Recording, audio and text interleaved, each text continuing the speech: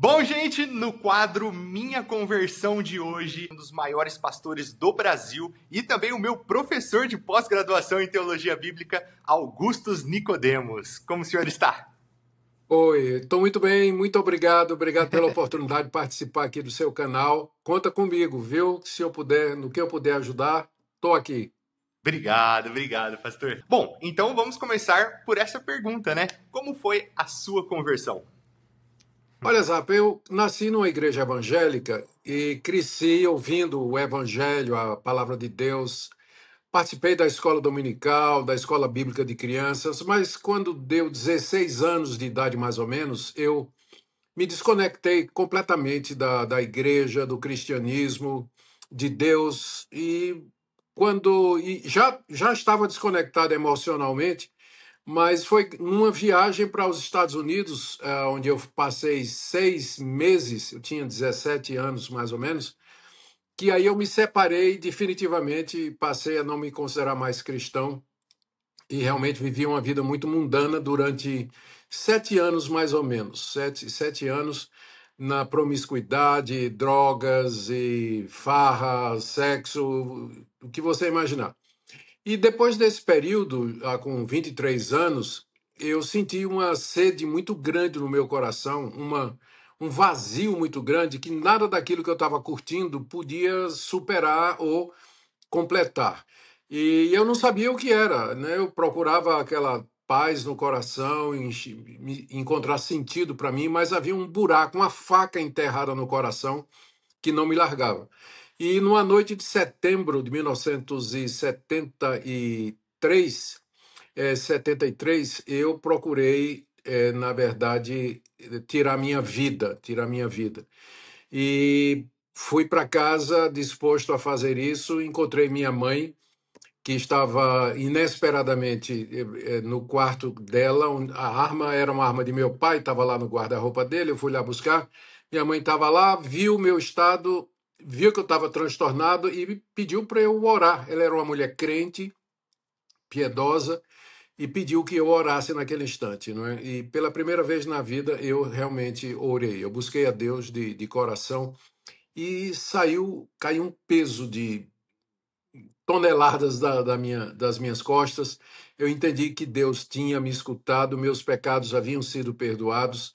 Tudo aquilo que eu aprendi na escola dominical, na igreja quando era criança e adolescente, tudo aquilo voltou e era uma fome de Bíblia incontrolável, né? Eu estava no último ano de desenho industrial na Universidade Federal de Pernambuco, nem terminei. E meu negócio era ler a palavra de Deus, pregar, falar para outras pessoas. E foi assim que Deus mudou minha vida há 43 anos. Nesse chamado pastoral foi mais ou menos por aí? Eu sempre digo, eu sempre considerei que foi conversão e chamado ao mesmo tempo. Porque com a conversão, que foi muito abrupta, foi algo muito marcante, eu não conseguia pensar em outra coisa. Só queria mesmo conhecer mais a Deus e falar de Cristo para outras pessoas e mostrar como Ele é real, como Ele transformou minha vida. E cedo eu comecei a dar testemunho disso, as igrejas começavam a me chamar para falar em reuniões de jovens, ah, e aí, a partir daí comecei a pregar e breve estava no seminário me preparando para o ministério pastoral. Foi assim. Legal, que bênção, que bênção. Dentro das Glória a linhas Deus. teológicas, né? Como que o senhor conheceu a linha reformada? Olha, essa pergunta é muito interessante, viu? Eu fui criado numa igreja cujo pastor era muito calvinista. Mas quando eu me desviei, ele nem se preocupou em ir atrás de mim. Não recebi nunca uma visita dele, nada. Quando eu me converti, vários anos depois, eu estava namorando uma menina que era de orientação batista. Ela mesma não estava mais frequentando a igreja, mas a família dela era toda batista. E aí eu fui para a igreja batista com ela, me batizei na igreja batista e o pastor da igreja batista era muito arminiano. Era um seguidor de John Wesley, Charles Finney. Sei, E quando sei. ele viu a minha fome de conhecer e tudo mais, começou a me dar os sermões de Wesley, começou a me dar os livros de Finney. Então, nos nos 2 primeiros anos da minha vida de convertido, eu era um arminiano roxo. Por essa eu não esperava. De brigar, de brigar. Sabe aquele pastor que eu falei que não foi atrás de mim? Sei, sei. Eu fui na casa dele e eu fui lá e fui dizer para ele: sabe por que que o senhor não foi atrás de mim? Porque o senhor acreditava que eu era predestinado. Essa doutrina é uma doutrina demoníaca. O senhor não foi atrás de mim porque achava que eu era eleito. E ele olhou para mim e disse: e não era mesmo? Eu não era Então, mesmo? É, realmente, a graça é irresistível, né? olha, e o que fez a mudança foi que os batistas, eu queria continuar pregando o evangelho, e não queria ir para o seminário. Mas esse pastor batista disse: não, você tem que ir para o seminário para continuar pregando. Eu disse: eu não quero. E aí esse pastor presbiteriano, ele soube e foi atrás de mim e disse: eu mando você para pregar, mando você para o interior para você plantar igrejas e não precisa fazer seminário. E eu decidi ir para o interior pregar. E aí que vem o ponto. Na minha mala, na minha bagagem, eu estava levando vários livros. E ele disse: leia esse aqui. E era um livro de Spurgeon. Os primeiros sermões que Spurgeon havia pregado lá no Metropolitan, não, no Park Street Church. Era a primeira igreja que ele pastoreou antes de ir para o Tabernáculo Metropolitano. Era uma coleção dos sermões dele. Bom, uma noite eu estava lá no interior, evangelizando, feliz no meu arminianismo. Aí eu me dei conta, me dei com esse livro, né, lá na estante. Eu digo: eu vou dar uma lida aqui. Não sabia quem era Spurgeon, não conhecia. Aí dei uma lida na lista de sermões e lá no meio estava election, em inglês. Né? Eu sabia porque eu tinha passado um tempo nos Estados Unidos, eu podia ler em inglês. Estava escrito lá, election. Eu digo: eleição, o que que esse cara quer? E eu comecei a ler e, zap, eu terminei de joelho. Quando eu terminei de ler, eu disse: rapaz, meu Deus, eu entendi. Entendi a graça de Deus. Aí aquilo fez um clique na minha cabeça, mudou a minha cabeça. E aí eu, terminado o meu trabalho lá, eu voltei e disse: não, eu tenho que ir para o seminário, eu tenho que me preparar, conhecer bem a doutrina bíblica, pregar, e foi realmente uma mudança, foi quase que uma segunda conversão a leitura daquele sermão de Spurgeon e aquela mudança na minha cabeça naquele tempo. Que bênção, que bênção. Na sua vida, voltando um pouquinho na sua vida mundana, que o senhor comentou, teve algum momento que você falou: nossa, agora eu cheguei no fundo do poço? Eu fiz muita coisa errada. Eu assaltei posto de gasolina, eu forcei mulheres, eu fiz outros roubos pequenos, roubava coisa de casa, mas a minha consciência era uma consciência endurecida. Eu não sentia remorso, não sentia. Aquele vazio na alma que eu sentia era mais existencial, não era sentimento de culpa ou remorso por alguma coisa errada, mas era Deus usando esse vazio para me trazer para perto dele, para me trazer, puxar e atrair para ele, não é? Se você me perguntasse naquela época se eu era satisfeito, eu diria que eu era o pecador mais satisfeito do mundo, porque eu gostava daquilo, gostava daquelas coisas, não é? Então foi realmente uma conversão, assim, quando eu não estava buscando a Deus, não estava interessado em Deus, mas aí ele veio atrás de mim e me tirou de onde eu estava. Agora, eu nunca cheguei no momento assim que eu pensei, por isso, né, eu nunca disse, cheguei no fim do poço, porque eu não sabia nem que eu estava no poço, né, eu não estava nem aí. E também o poço não tem fundo, né? Vale O lembrar. poço não tem fundo, é verdade. E foi esse vazio no coração que me trouxe para Deus. E aí, hoje eu sei que é aquilo que Agostinho falou, né? Que Deus, que os nossos corações eles têm um buraco, né? Ou um vazio do tamanho de Deus e só Deus pode realmente preencher. Deus usou isso aí para me trazer para Ele. Acho que todo mundo está assistindo e vendo que o senhor passou por tudo isso, né? E hoje o senhor transformou. O senhor pode transformar qualquer pessoa, né? Qualquer pessoa. Não existe caso difícil ou fácil, né? Porque às vezes a gente julga, né? Não, aquele ali é tranquilo, mas aquele lá não tem jeito. Aquele lá não tem jeito. E isso a gente se coloca no lugar de juiz, né? E você vê como o senhor te resgatou e hoje o senhor é um dos maiores pregadores do evangelho do Brasil. É realmente uma grande obra, né? Só a graça de Deus, viu, Zapa? Porque ah, às vezes as pessoas olham a minha história de conversão e tudo e dizem assim, especialmente a pessoa que nasceu na igreja, cresceu na igreja, nunca se desviou, tá lá firme e tudo mais, nunca foi para o mundo como eu fui, olham para a minha história e dizem assim, mas eu queria ter uma experiência como essa. Não, porque o pecado deixa cicatrizes, cicatrizes. E eu tô com 71 anos, até hoje eu enfrento e luto com as cicatrizes e sequelas que o pecado deixou na minha vida. Então, não é o caminho. O caminho é ficar firme, não se desviar. A santificação vai ser muito mais tranquila, fácil, gostosa, se você de fato não tiver vivido, experimentado essas profundezas aí das trevas que eu andei. É verdade. Mas é um grande testemunho aí, né? Para a honra e glória do Senhor.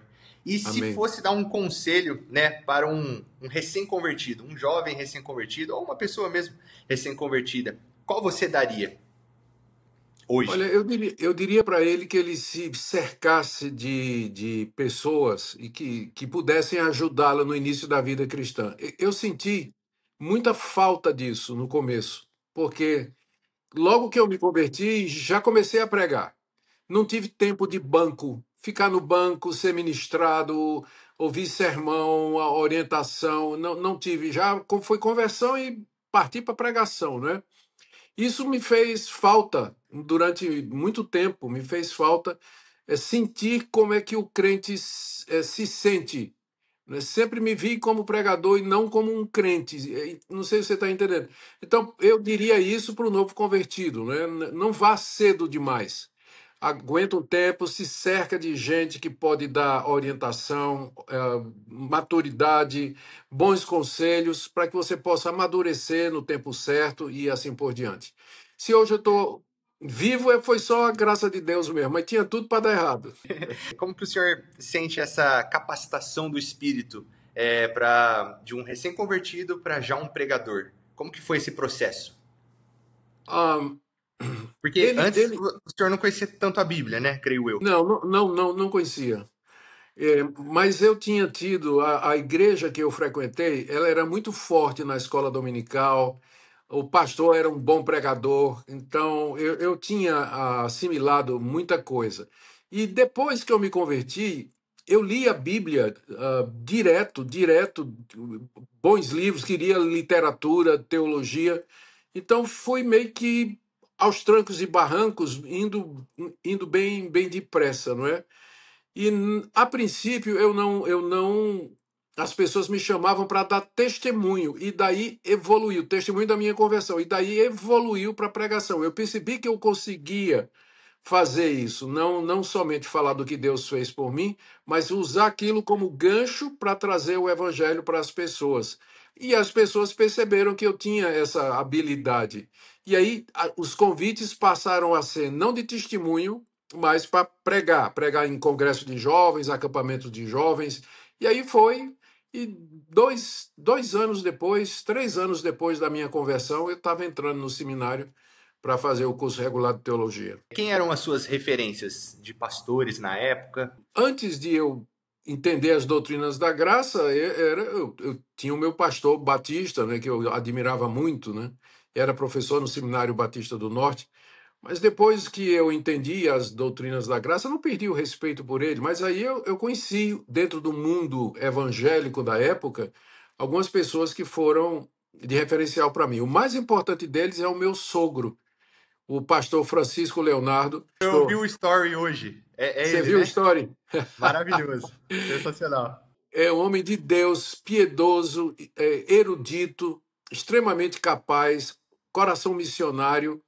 Para mim foi um privilégio poder casar com uma das filhas dele e sempre foi o meu referencial. Outro foi o pastor Russell Shedd, que cedo ele me encantou com a habilidade de expor a palavra de Deus. Ele já faleceu, é um batista reformado, expoente na pregação bíblica e me fez um bem muito grande. Esses dois eu considero o pastor Francisco, o segundo, o Dr. Russell Shedd, como sendo as maiores influências no início da minha vida cristã. O pastor Francisco até hoje mas particularmente o Shedd na área de pregação expositiva. Ah, que bênção. O senhor casou quando? Com que idade? Eu tinha 28 anos. Ah, 28. Já estava na caminhada cristã, então, há um Já tempinho. Já era pastor, inclusive. Ah, que bênção. Legal. Ó, pastor, eu sempre faço essa pergunta no final, que é: se o senhor pudesse ter um encontro com Jesus encarnado agora por 5 minutos, o que o senhor perguntaria para ele? Olha, essa pergunta realmente é uma pergunta difícil, viu? É Eu difícil. não perguntaria, eu pediria pelos meus filhos, que tivesse, como ele teve compaixão de mim, que ele tivesse dos meus filhos. Só, não ia perguntar nada, só ia pedir isso aí. Que bênção, que bênção. Amém. Pastor, muito obrigado, viu, por ter aceito esse convite de você participar aqui do canal. É um grande privilégio. O senhor é uma grande referência para mim, como pastor, como Obrigado. professor teológico, enfim. O senhor tem ajudado muito, edificado muito na minha caminhada cristã. Então é um grande privilégio tê-lo aqui no canal. Eu agradeço muito a oportunidade e, quando quiser, estou à sua disposição. Obrigado, viu? Valeu, gente, e até a semana que vem.